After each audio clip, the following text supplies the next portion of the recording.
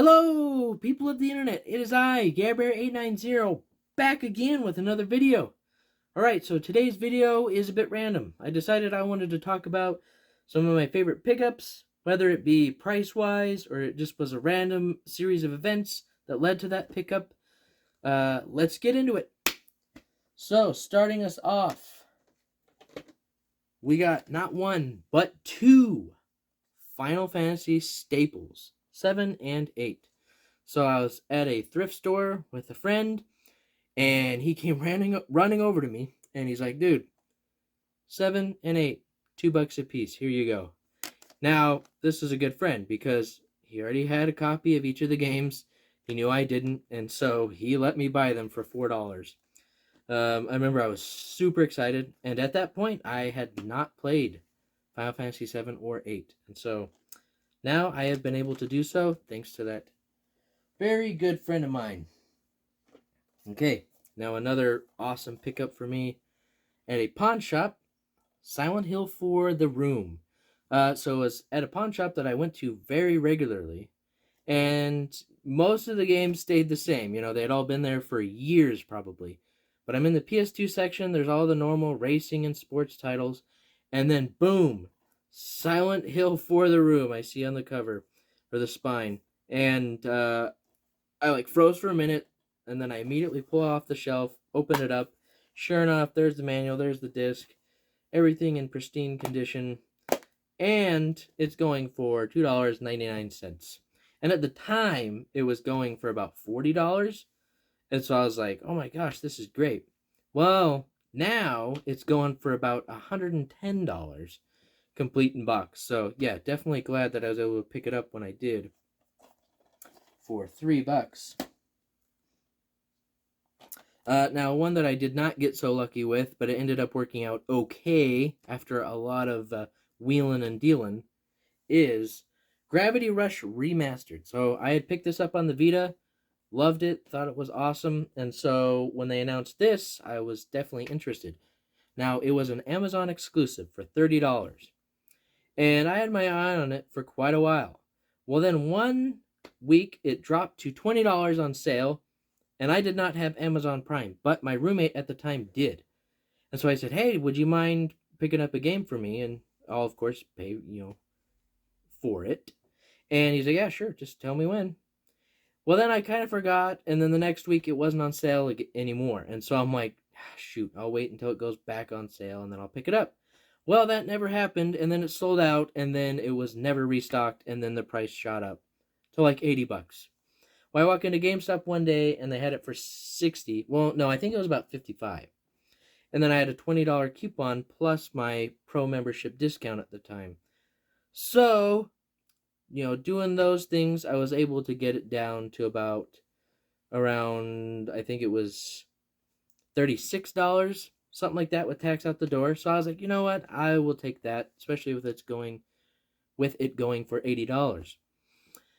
And I get home and I take off the sticker here and the sticker here. Well, to my dismay as a collector, there had been a hole punched through the barcode. And I don't know why, but at the time, it just, I couldn't take it. So I hopped on eBay. Well, there was 2 cases in one auction selling for a starting bid of $15 with $6 shipping. And so I watched it all week long, and then I bid at the last minute for $15. Luckily, no one else bid, and so I got it. And so I was able to swap out the artwork, and then I listed it, and I sold it, and I always have a best offer because I like to haggle a little bit, and I expect that from others.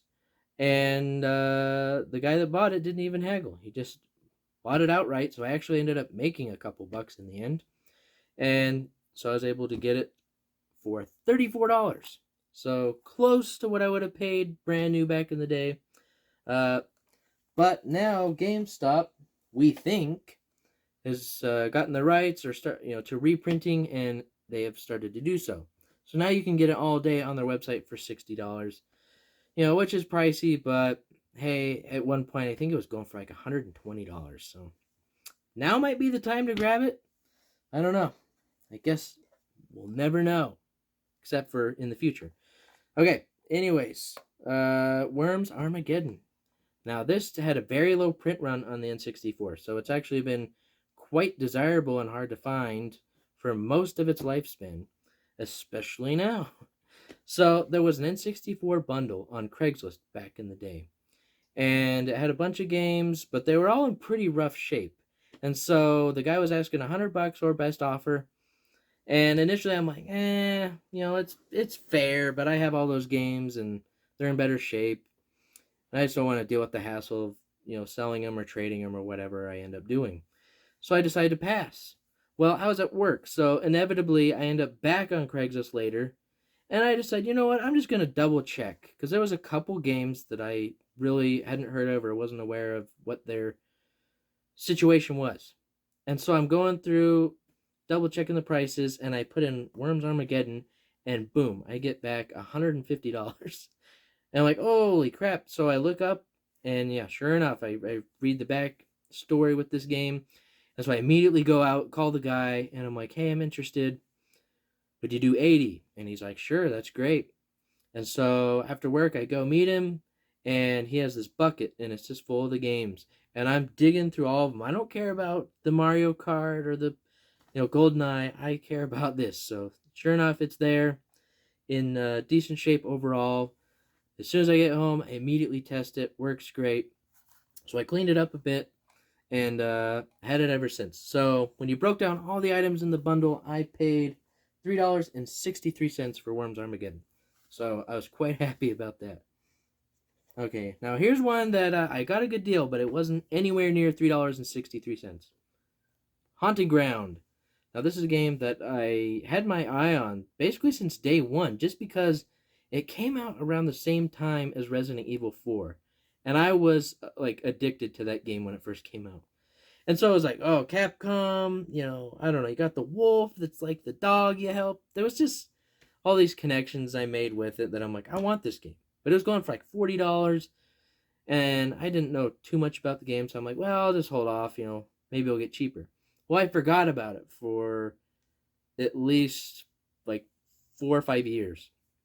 And I'm like, oh my gosh, Haunting Ground, what's the deal with this? And so I double check, and it was then going for 70. I'm like, shoot. And then it was going for 90. So then I was like, dang, now 70 doesn't sound so bad.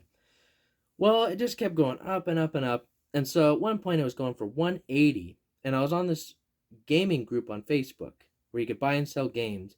And this guy sold a bunch of PS2 games, and he was asking $125 for a complete in-box copy.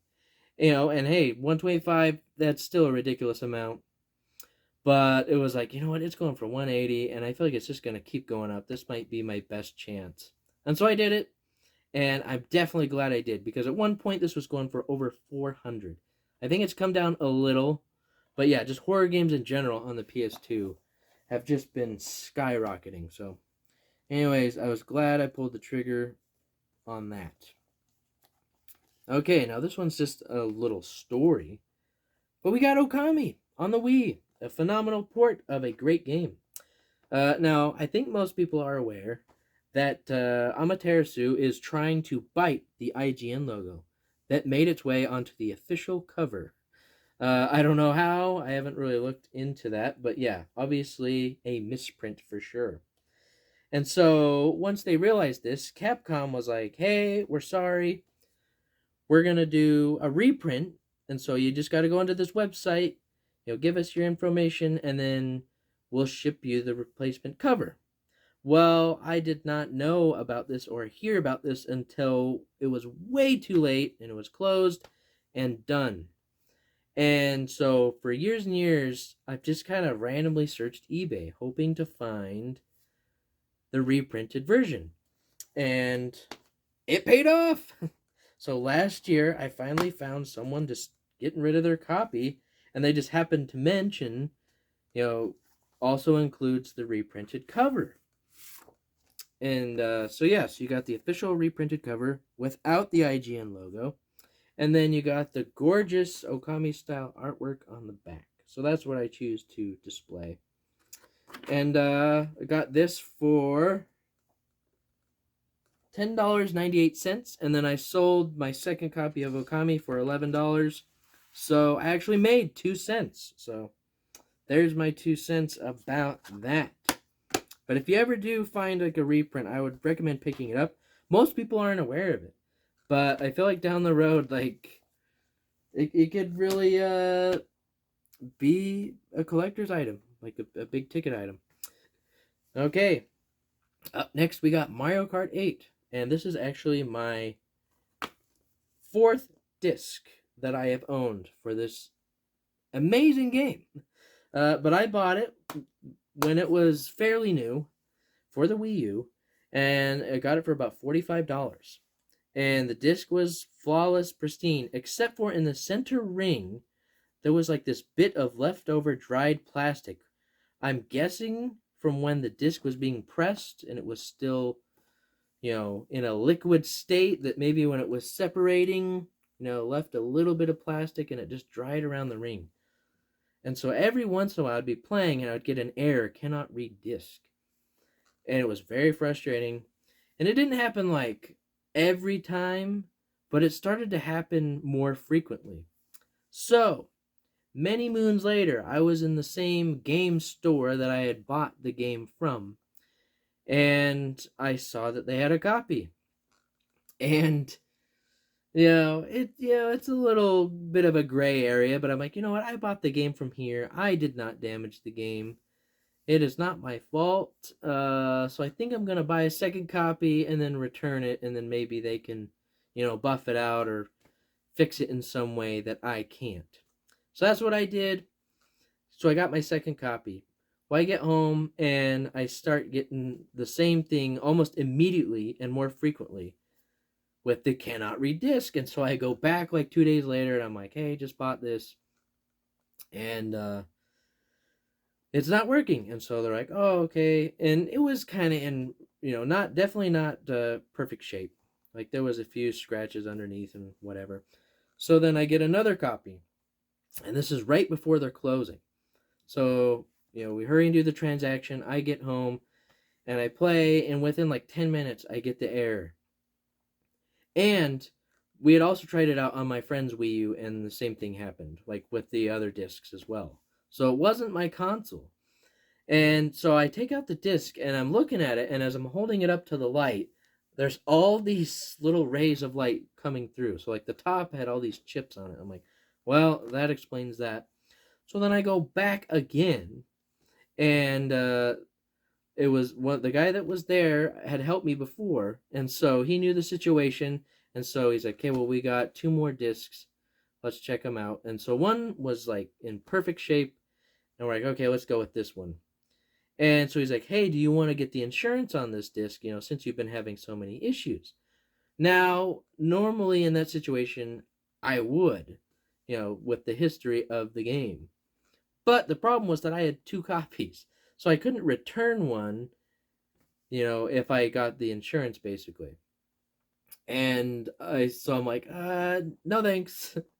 And he was definitely confused, and I felt kind of dumb. But it was the only way that I could get a working disc that I already paid $45 for, back when I had first bought it. So anyways, very long story. Took a long time, sorry. But yes, now my 4th copy, have not had a single issue with it. But I recently picked up Mario Kart 8 Deluxe on the Switch because of the new tracks coming. So this is obviously going to get a lot less use. But yeah, anyways, not a fun story. Then up next we got Chibi Robo, which I actually was able to trade some games and $15 for it. And in the end, I paid $21 for it. And it did not come with the manual or the insert. But it was such a good deal at the time that I could not pass it up.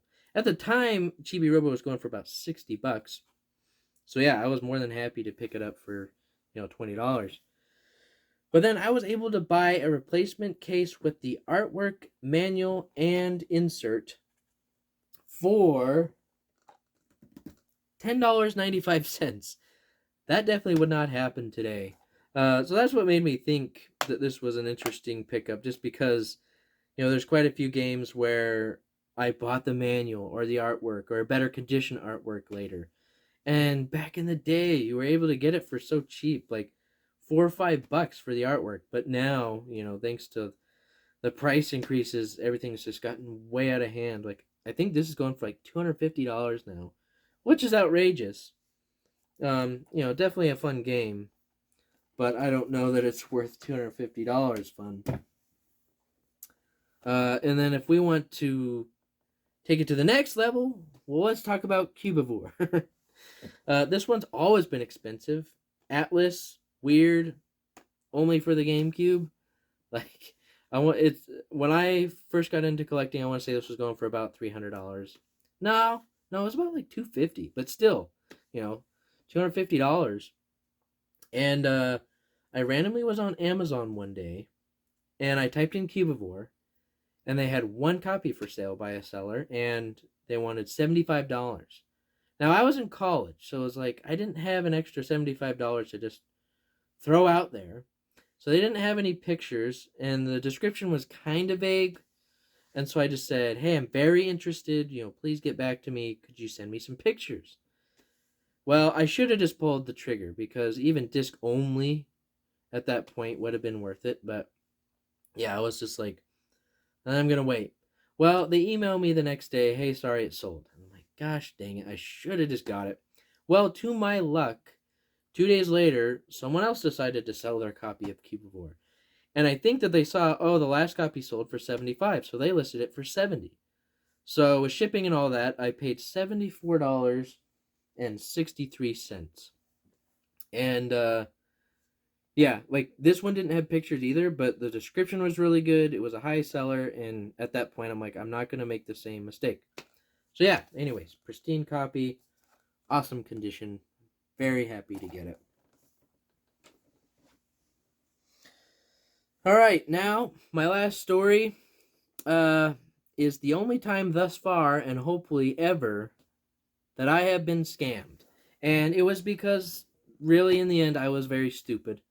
And it was like, I wanted the deal to be real and to happen so bad that I kind of looked past the red flags. And so, yeah, I think I'm ready to share that now. Excuse me. Alright, so this is a copy of Fire Emblem Path of Radiance that I picked up quite a while ago. But the story has to do with a second copy of this game that I was trying to pick up. So, 2020, everything's locked down, not much going on. On Facebook Marketplace, somebody locally is selling a copy of this game for $75. And that's insane. And so I immediately messaged the guy, and I'm like, hey, I'm interested in this. I could pick it up today. And I get no response, doesn't see the message, and I think like 5 days go by. So that's kind of not a good thing, but hey, there are some people that they're just really not on social media very much. So anyways, after about 5 days, suddenly he responds, and he's like, yes, it's still available. I'm actually asking $70 now if you're able to, get it. And I'm like, oh, yes, of course, I want this game. And he had a bunch of pictures, and, all the inserts were there, and the disc and everything. And I did a reverse Google image search and couldn't find any of the pictures. So I'm like, okay, I think that's a good sign. And the guy had a bunch of other items for sale, and his Facebook profile had plenty of posts and like interactions with people. So it was like everything looked all right. And so I'm like, okay, great. Like, when can I come pick it up? And he's like, oh, well, I actually moved, quite a ways away. And I could ship it to you, though. And I'm like, oh, okay, yeah, that would be best, because I don't want to drive, clear out there to pick it up. And so he's like, okay, I'll send you an invoice with Cash App. And I'm like, oh, I don't use Cash App. Could we do PayPal? I would prefer that. And he doesn't respond for quite a while, and then he's just like, sent you the invoice through Cash App. And I'm like, well, I don't use Cash App. And he's like, well, that's the only one I use. And so I'm like, well, I don't know. See, right there, there's a huge red flag. But I wanted it so bad that I'm like, fine, whatever. Let's do it. But then I'm like, okay, how about this? You know, when you're at the post office, then I'll send you the money. And he's like, okay, yeah, sure. But not ever at any point did he ask for my address to send me the game. And so finally, at the last minute, like I said, I was just so desperate to, hopeful that the deal would happen and that it would be real, that I'm like, hey, here's my address. So yeah, let me know when you're sending it. And he's like, okay, tomorrow morning I'll go to the post office. Now, at this point, I really should have realized what was happening. But at the same time, I should have asked for hard evidence. Hey, could you send me more pictures? Hey, could you give me better, close-ups of the disc? Anything. Or, hey, I'll send you the money when you show me the receipt. Like, I feel like an idiot telling this story. But yeah, so the next day, he's like, hey, I'm at the post office, just sent it out. And I don't know why, but I just was like, okay, great, here's the money. And then later that day, I went to check if he had posted the shipping or the tracking number that I had asked for, and his profile was deleted. So I'm like, I should have seen this coming. And I felt pretty stupid and gullible, and just like, I was just so focused on the green flags that I wasn't paying attention to any of the red ones. And some of them were pretty obvious. So yeah, anyways, I didn't tell anybody about it for quite a while just because I felt so dumb about it. Because usually I'm pretty good at checking out things and making sure that it's legit. But yeah, obviously, live and learn. That's how it goes with anything. So yeah, anyways, that's going to wrap it up here. Thanks for sticking around if you did. And as always, have a good one.